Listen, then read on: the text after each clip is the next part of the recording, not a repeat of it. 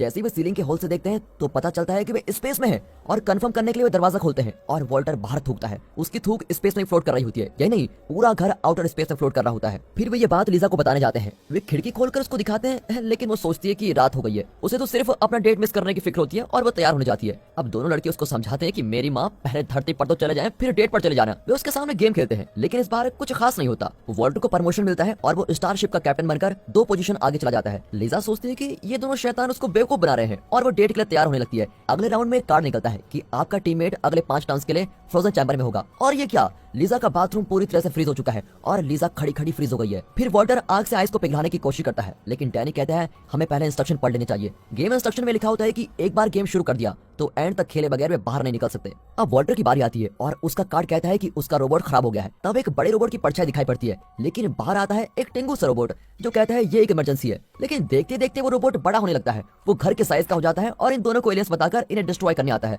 लेकिन एन वक्त पर दोनों उसके रास्ते से हट जाते हैं और रोबोट दीवार से टकरा जाता है। फिर वो वॉल्टर की ओर मुड़कर उसको डिस्ट्रॉय करने आता है। वॉल्टर डैनी से कहता है कि तुम अपने टर्न खेलो, लेकिन डैनी को बहुत डर लगता है। अब रोबोट वॉल्टर को चेस करने लगता है और खिड़की से बाहर जाकर दोबारा अंदर आ जाता है। वो अपने मिशन का पक्का होता है और दोनों को अटैक करने आता है। अब डैनी हिम्मत जुटाकर अपना टर्न खेलता है और घर की सारी चीजें एक और खिसकने लगती है। फ्रीज हुई लीजा भी एक और स्लाइड होने लगती है। डैनी के कार्ड पर लिखा होता है कि वे सॉरी 3 के बहुत पास आ चुके हैं, ग्रेविटी फील्ड पे पहुंचो। अब उनका घर तेजी से गिर रहा होता है लेकिन खुशी की बात यह है कि इस वजह से रोबोट स्लाइड होकर नीचे के फ्लोर पर गिर पड़ता है। जब सब कुछ शांत हो जाता है तो लीजा अपने बाथरूम से स्लाइड होकर नीचे आ गई होती है। रोबोट भी नीचे ही होता है लेकिन वॉल्टर रिस्क लेता है और ग्राउंड फ्लोर से अपने शू उठा लेता है। आखिर नाइकी के इतने महंगे शूज जो ठहरे। अब दोनों भाई लीजा को वापस उसकी जगह पे लेने जाते हैं और गेम कंटिन्यू करते हैं। वॉल्टर फ्लीट एडमायरल बन गया है और 4 स्पेसेस आगे आ चुका है। लेकिन अब डैनी गेम से बोर हो चुका है और उसे भूख भी लगती है। वो किचन में जाकर अपने लिए चीज बना लेता है लेकिन वहाँ भी दोनों के बीच आर्गुमेंट हो जाती है। आखिर डैनी कहता है कि तुम मुझे बेजान चीज की तरह ट्रीट मत किया करो, मैं तुम्हारा छोटा भाई हूँ, कम से कम उतनी रिस्पेक्ट तो मुझको दे दिया करो। वॉल्टर कहता है कि अच्छा छोटे भाई साहब मुझे माफ कर दो, अब चलकर गेम को आगे बढ़ाएं।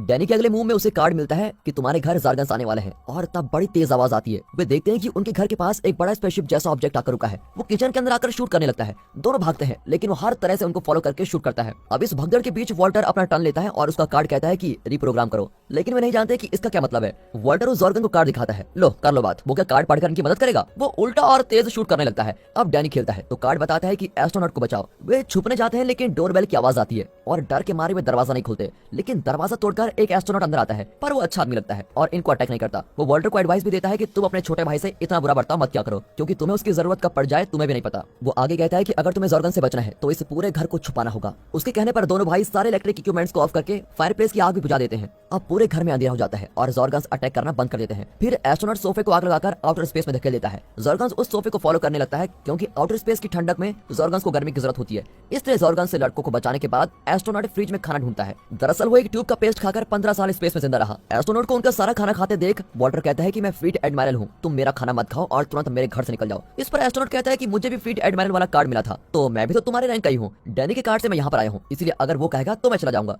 लेकिन डैनी नहीं चाहता कि वो जाए क्योंकि उसने जॉर्गन से नहीं बचाया था। डैनी वॉल्टर से माफी मांगता है लेकिन वो गुस्से में वहां से चला जाता है। जब वे गेम कंटिन्यू करते हैं तो वॉल्टर कहता है अब तक इस गेम में मैं तुमसे आगे था लेकिन अब अचानक तुम आगे कैसे हो गए, तुमने चीटिंग की है। अब दोनों एक दूसरे पर फिर चिल्लाने लगते हैं और इसे सॉल्व करने के लिए वॉल्टर डैनी का पीस पीछे कर देता है और अपना टर्न खेलता है। लेकिन तब एक कार्ड आता है कि तुम्हारी चीटिंग पकड़ी गई, तुम्हें इजेक्ट किया जाता है। अचानक वॉल्टर वहां से इजेक्ट हो जाता है लेकिन वो रूफ को पकड़ लेता है। तब एस्ट्रोनॉट आउटर स्पेस में जाकर उसको अंदर लेके आता है। अंदर आकर भी वो डैनी को दोष देता है। डैनी उससे माफी मांगता है लेकिन फिर भी उसका गुस्सा ठंडा नहीं होता। अब डैनी खेलता है तो कार्ड में लिखा होता है loose map of galaxy, go back 2 spaces. इस पर वो 2 स्पेस पीछे जाता है। अब 5 टर्न्स खत्म हो चुके हैं इसलिए बाथरूम और लीजा दोनों अनफ्रीज हो जाते हैं। वो चौंक जाती है कि उसे इतनी ठंड क्यों लग रही है। फिर गर्मी के लिए वो हीटर का टेम्परेचर बढ़ा देती है। अरे ये इसने क्या किया, अब जॉर्गन्स वापस आ जाएंगे। वो नहाने चले जाती है और म्यूजिक का वॉल्यूम भी बढ़ा देती है। यहाँ गेम में वॉल्टर को एक गोल्ड कार्ड मिलता है जिस पर लिखा होता है कि शूटिंग स्टार से कोई विश मांगो। लेकिन वो इस बात से खुश होने की बजाय अपने भाई को फिर छेड़ने लगता है। वो कहता है कि ये सारी परेशानी तुम्हारी वजह से हो रही है, ना तुम गेम उठाते ना ही ये मुसीबत आती। ऊपर से वो डैनी को अपने पेरेंट्स की डाइवोर्स का जिम्मेदार भी ठहराता है। अब डैनी उसके तानों से तंग आ गया है। वो परेशान होकर गेम उठाकर फेंक देता है और भाग जाता है और तब शूटिंग स्टार वहां से गुजरता है। वॉल्टर शूटिंग स्टार से कोई भी विश मांग सकता था लेकिन वो बेवकूफों की तरह अपना साइन किया हुआ फुटबॉल मांगता है। इस पर डैनी उसे कोसने लगता है कि तुम्हें एक मौका मिला था, उसमें तुम विश कर सकते थे कि ये गेम किसी तरह से खत्म हो जाए और हमारी जिंदगी नॉर्मल हो जाए। बड़े होकर भी तुम्हें यह अकल नहीं थी क्या? लेकिन वॉल्टर बहाना बनाता है कि वो एस्ट्रोनॉट मुझ पर चिल्ला रहा था कि जल्दी मांगो और मैंने टेंशन में ये मांग लिया। अब एस्ट्रोनॉट उन्हें अपनी कहानी बताता है। 15 साल पहले मैं अपने भाई के साथ ही गेम खेल रहा था। मैं उससे बहुत लड़ता था और गेम के साथ साथ हमारा झगड़ा भी बढ़ता गया। मैंने अपने भाई से इतनी नफरत की थी कि जब मुझे मुझे शूटिंग स्टार से विश का मौका मिला था तो मैंने विश किया कि मेरा भाई ही ना हो और मेरी विश पूरी हुई, लेकिन मैं इस गेम में फंस गया क्योंकि मेरे भाई के टर्न पर खेलने के लिए कोई नहीं था और इस गेम में एक प्लेयर लगातार 2 चांसेस नहीं खेल सकता। इसीलिए मैं तुमसे बार बार कह रहा हूँ कि अपने भाई से अच्छा बर्ताव करो और उसको प्यार करो, उसके बिना तुम इस गेम को कभी नहीं खेल सकते। अब दोनों भाई उसकी बात समझ जाते हैं और साथ मिलकर गेम फिनिश करने का फैसला करते हैं। तब धड़ करके एक आवाज आती है, लगता है ज़ोरगन्स वापस आ गए हैं, लेकिन इस बार वे इन पर अटैक नहीं करते बल्कि ज़थूरा गेम लेकर ही चले जाते हैं। धरती पर वापस जाने का इनका एक रास्ता भी अब बंद हो चुका है। अब वे घर में पड़ी हुई लकड़ियां जलाने लगते हैं ताकि ज़ोरगन्स वापस आ जाए। लिजा ने अब तक रियलाइज नहीं किया है कि वे एक गेम के अंदर हैं और स्पेस में है। वो नीचे आती है और फायर एक्सीडेंट समझकर आग बुझा देती है, लेकिन थोड़ी सी गर्मी बाहर जाती है और उससे अट्रैक्ट होकर ज़ोरगन्स आ जाते हैं। लिजा घबराकर नीचे भागती है, लेकिन वहाँ रोबोट को देखकर फिर ऊपर आ जाती है। तब एस्ट्रोनॉट उसको दिलासा देने आता है, लेकिन लिजा को उसकी आंखों में प्यार दिखाई देता है। ये कोई प्यार करने का टाइम है। अब ज़ोरगन्स घर को तहस नहस कर देते हैं और उनका शिप लगभग पूरे घर पर कब्जा करके बैठा हुआ है। फिर एस्ट्रोनॉट ज़ोरगन्स के शिप के अंदर जाकर गेम निकालने की कोशिश करता है और बच्चे लॉन्ड्री में जाकर छिपकर बैठे होते हैं। एस्ट्रोनॉट वॉकी टॉकी से इनसे कांटेक्ट करता है। कुछ ही देर में एस्ट्रोनॉट गेम लिया बिना ही लौट आता है। तब डैनी को एक ब्रिलियंट आइडिया आता है कि आप गेम लेकर घर के छोटे लिफ्ट में बैठ जाइए, हम आपको खींच लेंगे। लेकिन लिफ्ट इतना छोटा होता है कि उसमें डैनी के अलावा और कोई नहीं बैठ सकता, इसलिए ये काम सिर्फ डैनी कर सकता है। और वो पूछता है कि क्या हमें सच में उस गेम की जरूरत है। ऐसे रिस्की सिचुएशन में उसका सवाल एकदम जायज भी है, लेकिन अपने भाई बहन और घर को बचाने के लिए वो रिस्क लेने के लिए बिल्कुल तैयार होता है। डैनी को लिफ्ट के अंदर भेजते हुए वॉल्टर बहुत ही इमोशनल होकर कहता है, मैं तुम्हें कुछ नहीं होने दूंगा। डैनी भी अपनी गलती के लिए माफी मांगता है। फिर वॉल्टर लिफ्ट को नीचे भेजता है, लेकिन तब कुछ दूर पर ज़ोरगन दिखाई देते हैं और वे रुक जाते हैं। वॉकी टॉकी पर डैनी पूछता है कि रुक क्यों गए, लेकिन वे ज़ोरगन्स को अट्रैक्ट नहीं करना चाहते, इसलिए एकदम खामोश रहते हैं। जब डैनी को कोई जवाब नहीं मिलता तो वो लिफ्ट को हिलाने लग जाता है और इस वजह से कोई रस्सी कट जाती है और वो एकदम तेजी से गिरने लगता है।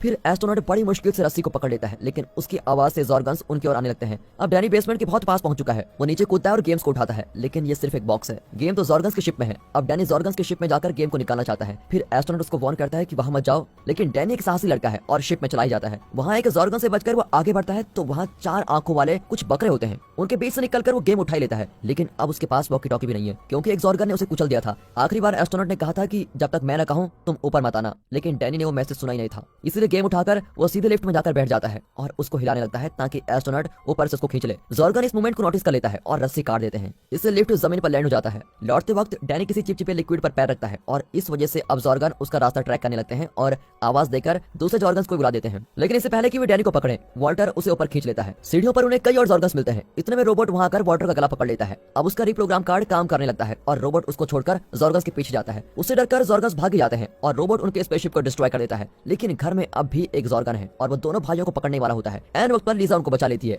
अब एक गेम में लौट आते हैं। डैनी जल्दी से अपना चांस खेलता है और उसको कार्ड 9 मिलता है और एक स्पेस पीछे जाना पड़ता है। अब वॉल्टर का कार्ड बताता है कि ये टाइम ट्रेवल है, 3 स्पेसेस पीछे जाओ। उसे शूटिंग स्टार से विश मांगने का दूसरा मौका मिलता है। वो आंखें बंद करके विश करता है कि एस्ट्रोनॉट को उसका भाई मिल जाए और तब वहाँ पर डैनी दिखाई देता है। मतलब वॉल्टर ही एस्ट्रोनॉट है जिसने 15 साल पहले विश किया था कि उसका कोई भाई ना हो, लेकिन अब उसकी ये विश पूरी हो जाती है। दोनों डैनीज एक दूसरे को टच करते हैं और एक हो जाते हैं और अब बड़ा वॉल्टर यानी एस्ट्रोनॉट छोटे वॉल्टर से थैंक यू कहता है और ये भी कहता है कि तुम डैनी को सुरक्षित घर पहुंचा देना। फिर वो छोटे वॉल्टर को टच करता है और दोनों एक हो जाते हैं। अब लिजा का क्या होगा? एस्ट्रोनॉट तो उसका भाई निकला। ज़ोरगन्स चारों तरफ से घर पर शूट करते हैं। इसके बीच में गेम खेलते हैं और गेम खत्म करने के लिए उन्हें 10 की जरूरत होती है और डैनी को सिर्फ 1 मिलता है। लेकिन उसके कार्ड पर क्वेश्चन होता है कि क्या तुम एक स्टार में ट्रेवल करना चाहते हो? 9 स्पेसेस आगे जाओ। अगर आप मैथ के एक्सपर्ट हैं तो जान गए होंगे कि आगे क्या होगा। बिल्कुल ठीक, वे 10 पर पहुंचते हैं और गेम खत्म।